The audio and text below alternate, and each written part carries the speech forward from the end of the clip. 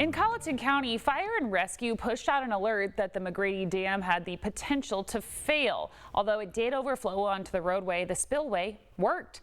Colleton Fire and Rescue continue to monitor areas, though, around the Edisto River and Ireland Creek. That's where we find Justin Berger. So, Justin, what do things look like out there? Yeah, guys, we're right near Ireland Creek, and you can see that it is moving and moving and moving, even spilling into this Foodland parking lot. But 20 minutes southeast, that's where we spent our day. Rain from Debby blew two bikes on a private drive pond. Those ponds no longer exist. The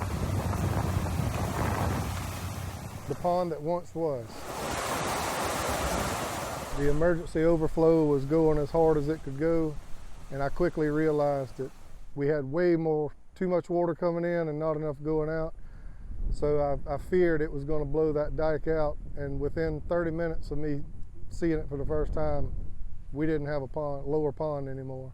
For a decade, Ian Padgett's been raising Black Angus cattle and other livestock on this Colleton County property. Of course, the pond structure was here when we first moved out here. The lower portion of Crosby's Pond, normally 20 feet deep, gone in the blink of an eye. That's when the upper side started cresting over the other dike. Once the lower dike blew out, when it was compromised, it drained this entire side of the pond in probably 10 minutes.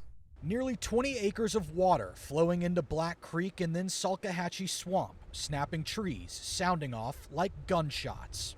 The sound, the force, it was uprooting trees.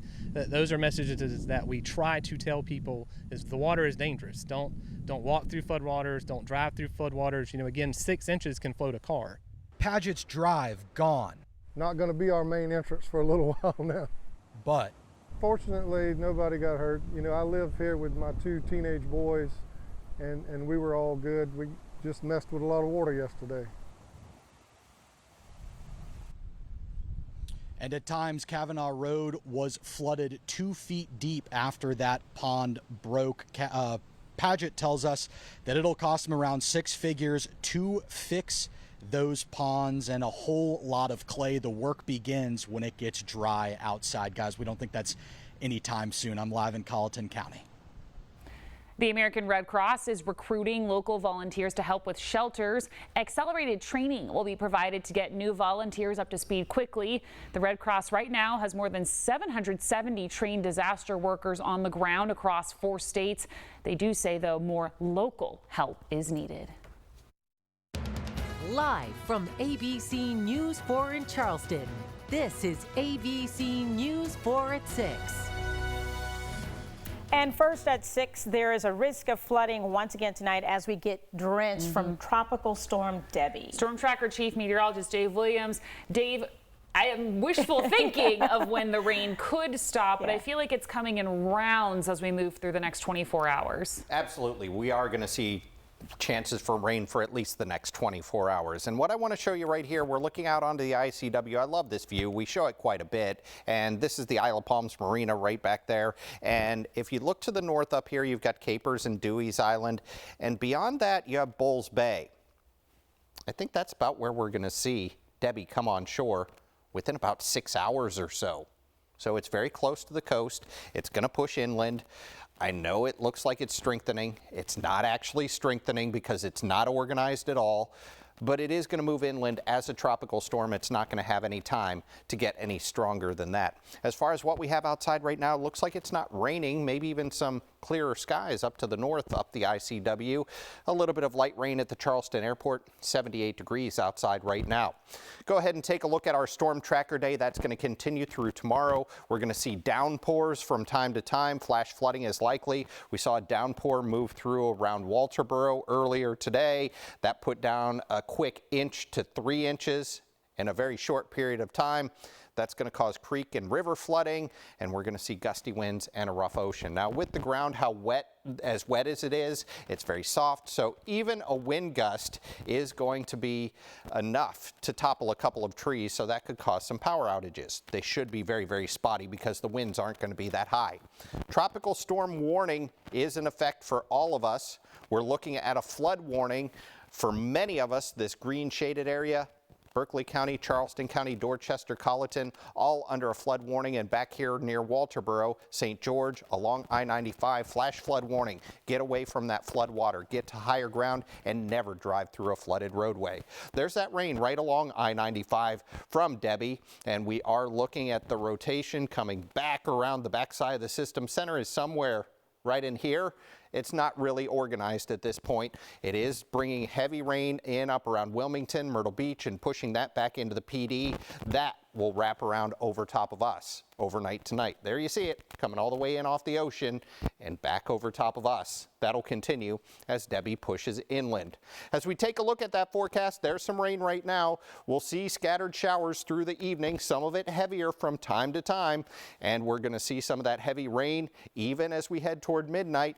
That storm should come on shore right about 1 o'clock in the morning or so, and then push in very quickly. And as it pushes in quickly, it brings in even drier air. It'll continue to weaken, but we'll still be looking at showers through the early part of tomorrow, even a stray shower into the afternoon, but weather will improve very quickly into the afternoon and evening tomorrow. And as we head toward the weekend, we're back to our typical August heat and humidity. Spotty showers from time to time overnight tonight, and we're going to be looking at the rain heavy sometimes, and that could cause some more flash flooding. We'll be keeping a close eye on it, and we'll take a more in-depth look at Debby. That's coming up in just a couple of minutes. Thanks, Dave. Well, another area where we are seeing some flooding is the French Quarter Creek. Valerie Bell shows us what's happening up there. Here in South Carolina, take a look at what we're seeing at French Quarter Creek. There is so much flooding that has taken place here, and the water just keeps going. It's pretty deep, probably close to a foot. Now you can see this is a road completely impassable. And if you take a look behind me, you can see there are homes that are back here. We learned this morning that everyone that lives in these homes were able to make it out safely, which is the good news. However, some people had to be rescued out of here by boat. But right now, anyone that has a home back in this area is not there and has taken, shelter elsewhere, somewhere safer. And we were speaking with one man who lives in that first house right back there, and he came back out this morning to check on his property. He did not go through here. He said he just wanted to see, how high it got. He said he was feeling relieved. He tells me that they've gotten flooding here before, and they were trying to decide, whether or not they were going to stay, but it was all about preparation. They started preparing last week when they heard the term used, historic. And he said, they took all those preparations necessary in their house to mitigate some of the damage. But he says, they have cameras and they know they have water damage and some cleanup to do. He says it could be days until they see this water recede. So it's unclear, when people are going to be able to make it back into their homes in this part. Reporting in Berkeley County, South Carolina, I'm Valerie Bell. Check out this video from Walterboro earlier today. First responders are out in full force making sure everyone is safe. We'll have more storm coverage coming up next.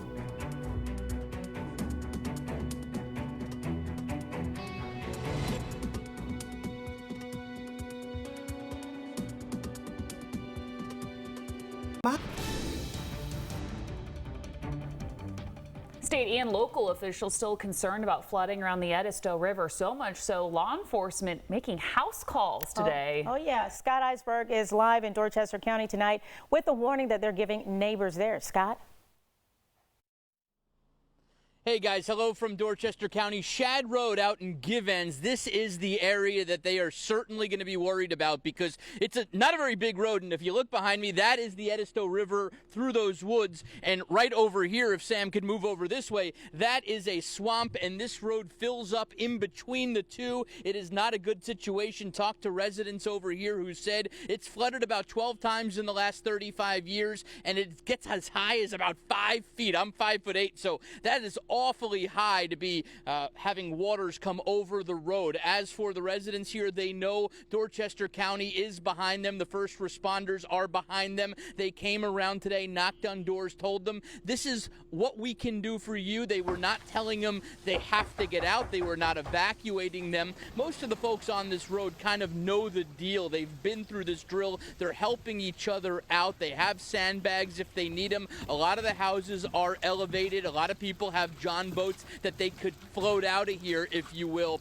if they need to do that. So for the most part, people are staying, but Dorchester County sheriffs did go around today knocking on doors and just letting people know they could help them if need be. They could get them out now if need be. And they were also just kind of taking stock on how many people were in each house. They were taking stock how many vehicles were around, things that they would need to know, information that they could have if they have to come back later on for a rescue. It is expected to get to about 15 feet on the river as it crests over the banks Saturday into Sunday here in Givens. For now, live in Dorchester County, I'm Scott Eisberg. I will send it back to you guys. Thank you, Scotty. Dorchester County, of course, providing sandbags for people in the area. You can pick them up at Ridgeville Town Hall. That's at 105 School Street. You can also get them at Dorchester County Fire Station 15 at Wire Road in St. George. Now, shelters are still available for people who need a place to stay. We've got a list. Take a look at your screen right here. These shelters are pet friendly. Woodland High off Highway 78 in Dorchester, DuBose Middle in Somerville, the Sheriff's Admin Facility in North Charleston. There are some, however, where no pets are allowed. Berkeley High School in Moncks Corner and then Georgetown High School in Georgetown. And we want to alert you that Matilda Dunstan Elementary in North Charleston is full, and Macedonia Middle in Moncks Corner is now closed. And another heads up, both of the shelters in Charleston County will close tomorrow at 3 p.m. And a traffic update for anyone driving in North Charleston. The exit ramp off 526 between Paramount and Dorchester is closed indefinitely. In a press conference earlier today, SCDOT said the damage was likely tied to a drainage outfall that had an impact on the exit. Crews are there working to fix it. If you've parked your car in a Charleston County parking lot, you need to move it by 3 p.m. tomorrow. If you don't, you will be charged. And if you have any lingering questions about Debbie, the state has a hotline set up. It is manned 24 hours a day. That number is 1-866-246-0133. And coming up next, we'll continue our coverage with the latest forecast of Tropical Storm Debby with Chief Meteorologist Dave Williams. Stay with us.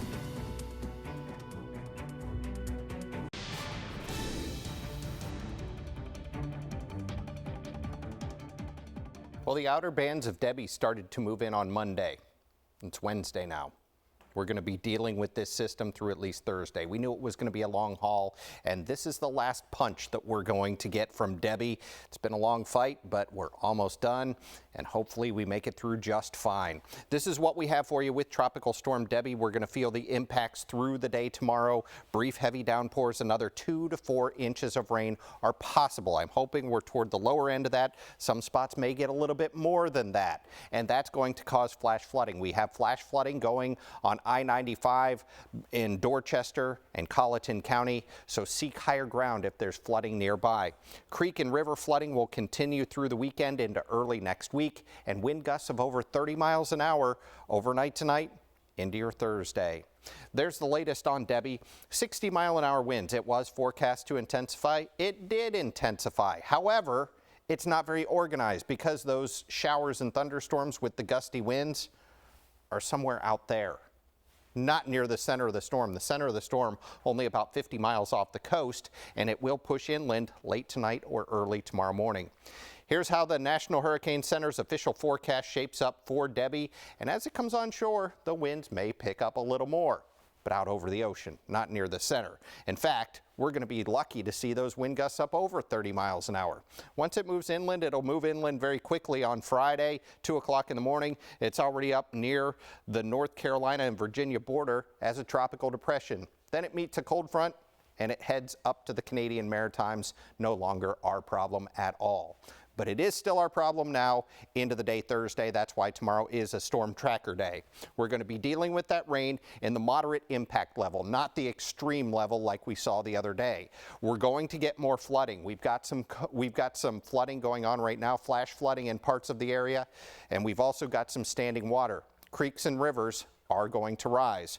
Tropical storm force gusts are possible, but notice that impact is low, and the coastal impacts, rip currents, that risk is out there. Some larger waves, possibly a little beach erosion, but that doesn't look to be a huge issue.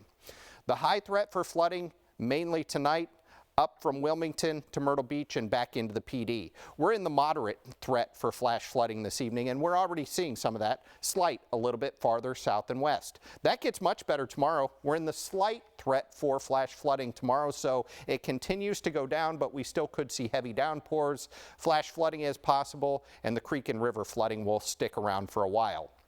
The creeks and rivers that I'm watching, Church Creek not too bad right now. It has fallen, but more rain falling into it will cause that to rise over the next day or so.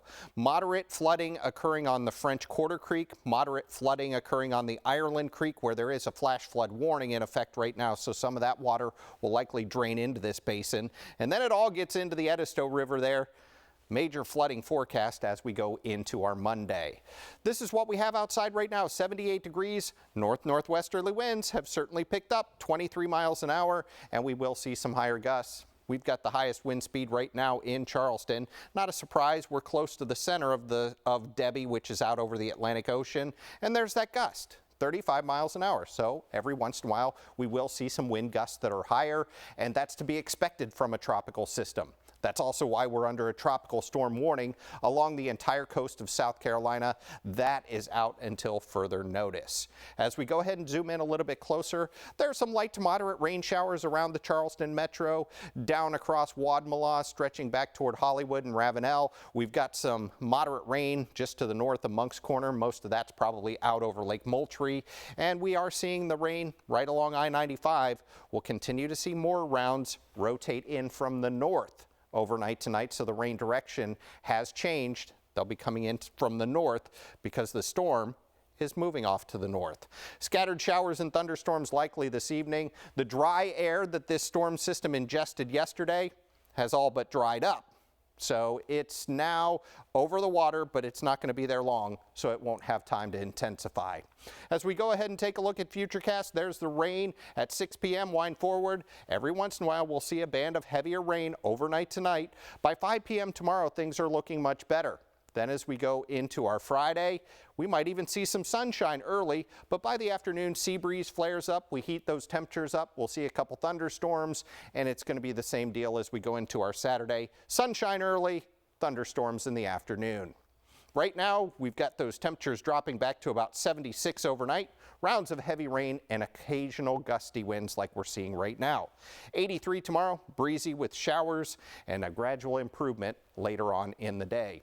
Summer comes back real quick. We'll see those highs in the 90s as we head toward the weekend, and we'll see a pretty good chance for an afternoon shower or thunderstorm each day.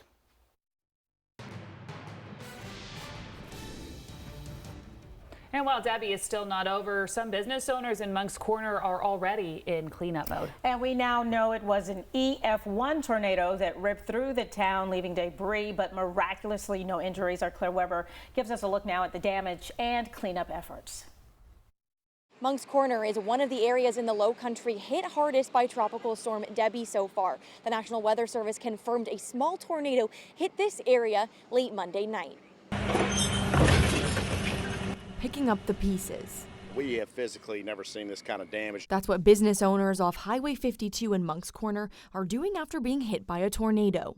True Auto security camera catching the exact moment on video. Probably have 10 to 12 cars damaged. Our sign is obviously gone. And then, of course, we have some miscellaneous debris that hit into our building. So, you know, sustainable damage. We can manage it. It'll probably keep us down for about 2 or 3 days, but we'll be back up and ready to go. Just next door, the Arby's parking lot in complete disarray. All of the restaurant's windows were blown out, giving a clear look through the building. Chairs, tables, and glass now covering what was an empty parking lot. Still, people are grateful the outcome wasn't worse. Right down the road is a residential area, and after looking at that video on the tornado, I'm just thankful that it hit here and didn't hit the residents, because I think it could have been very bad. Moncks Corner Mayor Thomas Hamilton says they are surveying the area and seeing what they can do to help out businesses with the damage.